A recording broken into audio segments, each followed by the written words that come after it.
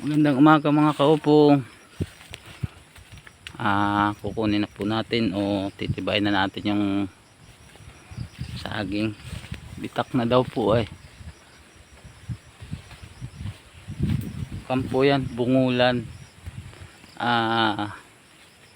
Isa pong variety mula sa kanang lakatan.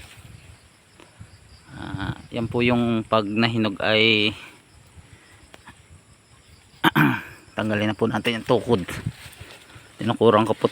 Malakas ngayon ang hangin ay gawa ng tinatawag nilang hinihigop ng hanging amihan yung shear line.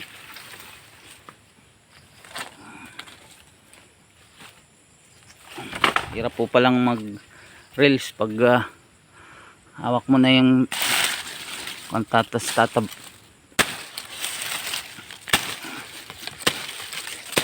Ayan, mali na nga po mga upong. Dami na pong bitak.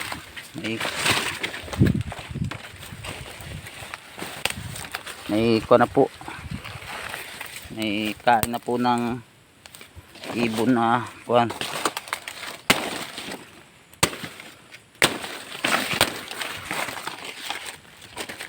May kain na. Bitak na po ay. Maliliit lang po siya kasi maliit na puno ay. Ayan po, may bitak na.